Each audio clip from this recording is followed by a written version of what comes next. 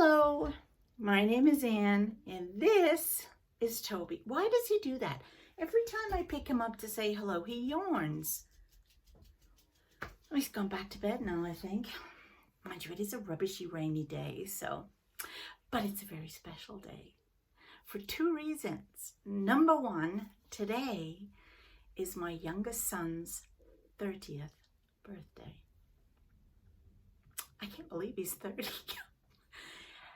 But the other really exciting thing is, this is the son who moved to Nova Scotia when the pandemic just started.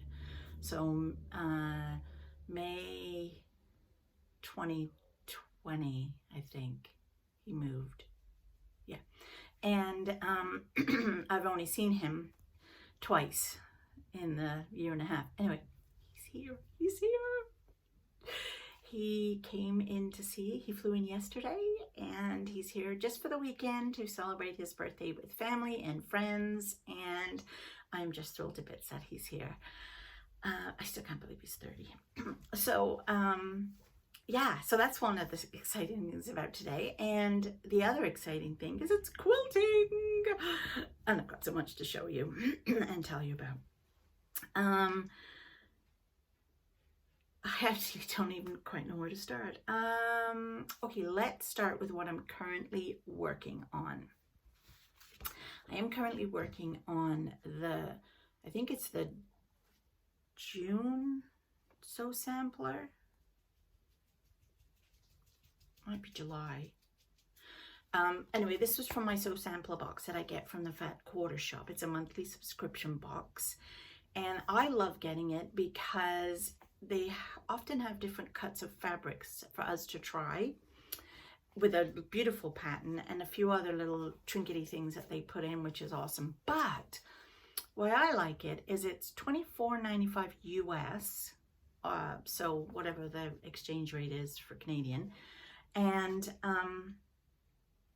but the stuff you get in that is worth an awful lot more, and you couldn't buy even just the fabric for that. So it's a really good deal if you're wanting to try quilting for the first time.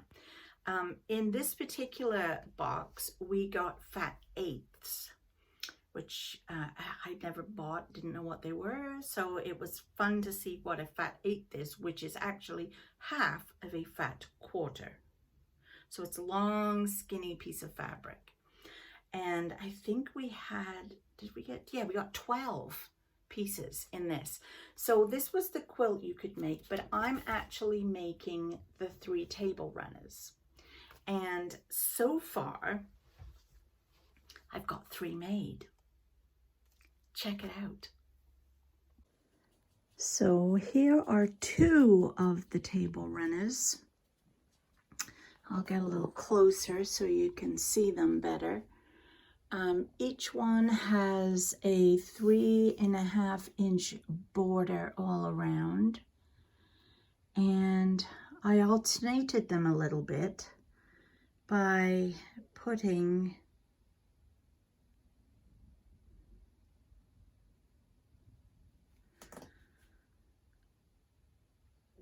the big flower, the little flower, the big flower, the little flower, and then on the second table runner, I started with the little flower,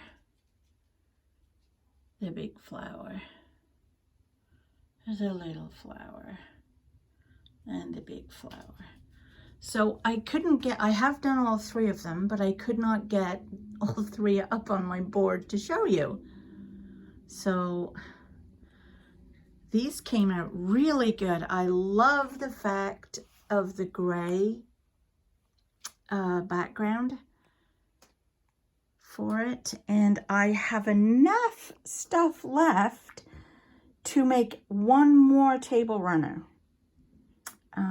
So that means I get 4 out of this set of fat eighths plus my background, and I will show you what I got for the backing. So I could only get 2 on my board to show you, but you get the idea, right? So they're coming out really great. And I actually now have enough fabric left. Plus, look at this, look at this. I have all this left too still. And I have plans for this. I'll tell you about that in a minute. So, what I did was I got some background from Fabricland. I went to Fabricland. I was going to go to Taylor's on Monday to go in and check Taylor's out. It's a quilting shop in Brockville. But they were closed. I guess they close Sundays, Mondays. So I ended up going to Fabricland because I needed to get some background. And they don't have the same design type fabrics as you would find in an actual quilt shop, but they still have beautiful fabric. And I got this, which I thought was gorgeous. So this will be my background fabric. And the reason I wanted this one was because you can twist around your table runner. So some days you could have the poinsettias showing, and then other days you could turn around and just have this and just have it like a plain. So I thought that was really fun. So this is all cut out ready to go. This is one of my pieces. So I've got 2 pieces ready to go. And I got my batting. I got my batting from, it's a 80-20 batting, which I got from, let me show you. I have, oh, this is what I picked up from Michael's. And this was like $15. And it is a 45 by 60. So I actually got 2 of the table runners out of 1 packet of batting, plus like a bit of leftover that I can use to do some little mug rugs. So, hey, why not? So I'm all ready to go. And I did purchase something new this week as well, because if you've been watching my last couple of quilting episodes, I love piecing. I love cutting. I love piecing. I'm not really sure how to quilt very well, which is the whole point of this, right? So I'm trying something different with each of the various projects that I've got to see which one I like the best. And I will explain what I mean by that. So for example, I bought a free motion quilting foot. And I've tried it once and hate it. My needle, when I stop, my needle jumps away from where I want it to be. So I'm not really sure how that works. And I can't seem to maneuver. Maybe I need something on the bed of my machine to make it slippery. My feed dogs are down, but I don't seem to have, me and it aren't going the way I want it to go. Obviously, you need more practice, but you know me, I'm too impatient for all that stuff. So I thought, okay, that's not going to work. But I still want to try it. So I'll try that on some smaller projects, maybe on some table runners. So there was that. So then I know you can do straight line quilting. And I thought, okay, how does that work? So I bought this, which is a walking foot. Didn't even know what a walking foot was. I'd even watched a bunch of videos and people talked about the walking foot. I still didn't realize what it was.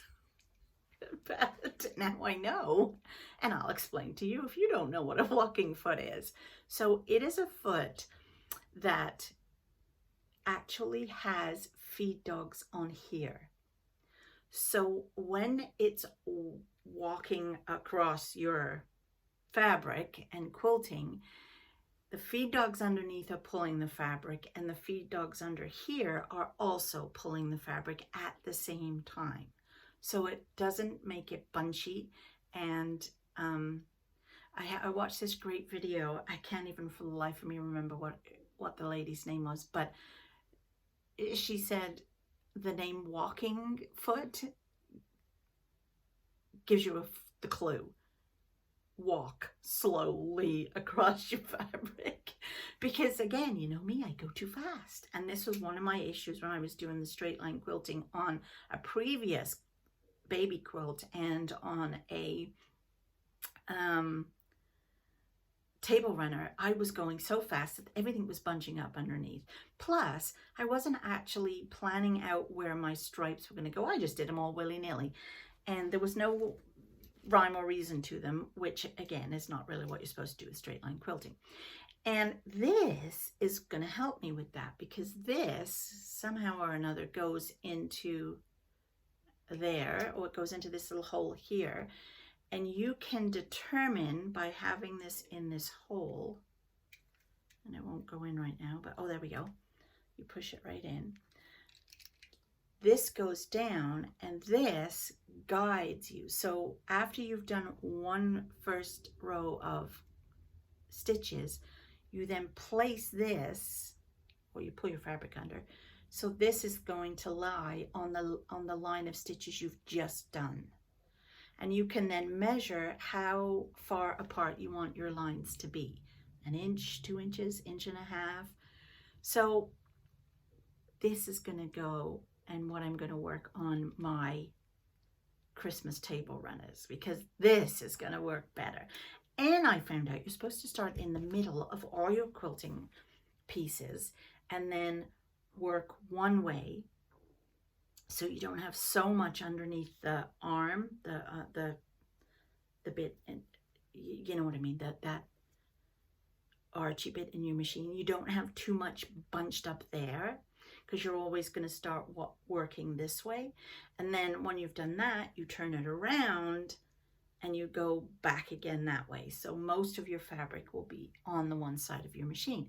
So again, didn't know that. So I'm excited to try this with the straight line quilting on them. So I'm all ready to put my pieces together with the batting and the background and the backing and the batting and the front, top, whatever you call that, and get that going. So I'm very excited about that. And so that's one of the things that I want to do. So what am I going to do with the rest of this fabric? Well, I found this great pattern on A Quilting Life, which is a really good YouTube channel. You should watch it. It's Sherry and Chelsea. It's a mom and daughter.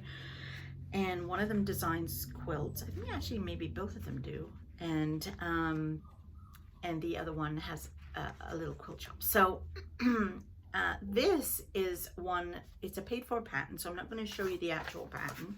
I'll just show you this part. But it is this, and it is a table runner, but I'm going to make placemats with it, because you just don't go as far, obviously. And in it, you get the template for how to make the tumblers. And my husband made me one out of glass, plexi stuff, whatever that is, plastic. And he made me one. So here are my little pieces cut out, ready to go. And so I've only done a few right now, but I plan on cutting all the rest of these up. All these pieces that are left over, I'm just going to cut all of this up into this shape, and then see how many placemats I get. And then that's no waste from all that fat 8s. 4 table mats, no, 4 table runners, and however table mats I get, placemats I get. That's exciting. So I'll leave a link below to her pattern in case you want to try it yourself. You can actually, you could just cut it out with cardboard. You get it on a piece of paper, and you just cut it out, and you could just use cardboard. I actually used cardboard at first, and then my husband saw it and said, oh, I think I've got some plastic. I can help you with that. So that's what he did. Okay, so next on my little agenda is I am going to bring you down, because the next thing, I told you about this last week, is I got these from a magazine, a British magazine. These are stencils for quilting. And I decided I wanted to try stenciling my bats and boos. and I'm going to show you what happened. So I'm going to put you down and you can see.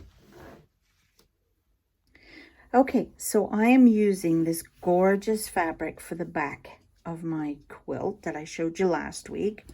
So what I did was I pieced together, and I used that spray stuff to spray the pieces together with. It's like a glue. And so I have my top, my batting, and my background all starched together.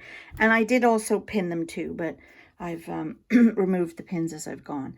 So I put my grid on here, and I used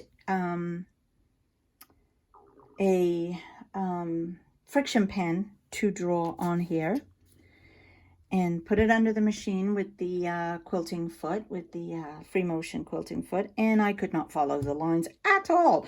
Not because I was the lines weren't showing properly, just literally because I don't know why I couldn't follow them. My machine kept jumping all over the place. So I took it all out, and I thought, forget it. And then I thought, I will quilt it by hand. And so then somebody had said, well, you know, use some one of these pens. It's a chalk pen or something. So I did that, and I couldn't see it, so I rubbed it out, and if you can see, it has left a funny little mark. I'm hoping this will come out when I wash the quilt, but it's only in this one corner, so I really don't care. So then what I did was I took this and I flipped it over. Then I tried pencil. And again, you can see some of the pencil marks, but I'm hoping that that will come out. And this is my stitches. I've never hand quilted before, so I really have no idea if I'm doing it the right way or not. I'm not really sure even if my stitches are even, but you know, and you can barely see the pattern, but it is there. You can see it more down here and in the black. I just used the same gray thread that I stitched this thing together with. So then so literally I did this, I flipped it over, then I came back this way, flipped it over, and I was getting a really nice pattern with it. So then what I did when it came to the second row, I had this brainwave, and I thought, what if I used paper and put the paper on top and stitched through the paper? So that's what I did. So all the rest of this is done with paper, and I actually came across this other, and so here's how I did it. And again, I don't even know if I'm doing it right, but it's working for me right now, so that's all that matters. And this is for me to go on my wall and whatever. So I got tissue paper, just regular tissue paper, and I laid it on, and I think if I remember rightly, I put the shiny side up so I could draw on it with pen. And it didn't matter because it's on the tissue paper. It's not going through to my actual piece of fabric.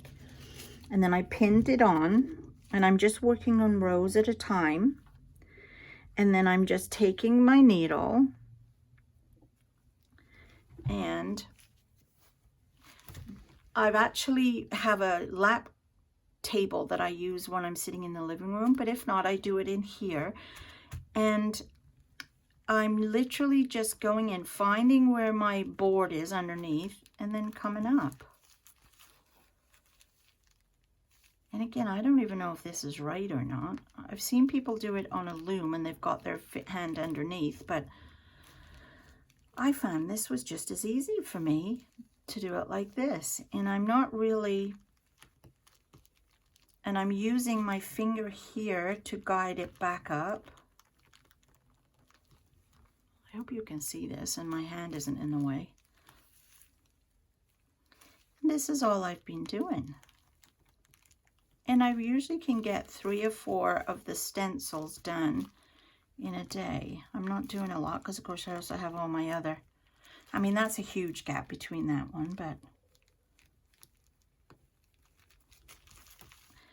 So this is how I've been doing this, and I've actually been quite enjoying this.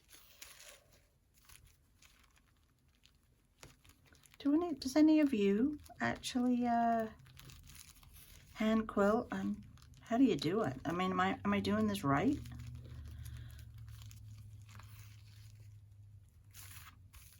I'm trying to keep the stitches as even, and I was doing it closer together, but then I found on the back you couldn't see because they were so small, because I wasn't leaving a big enough gap in between them.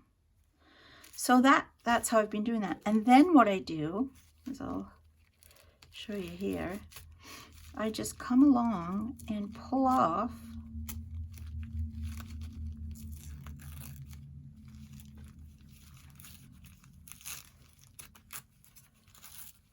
this. Well, I can't go there because I haven't done that one yet.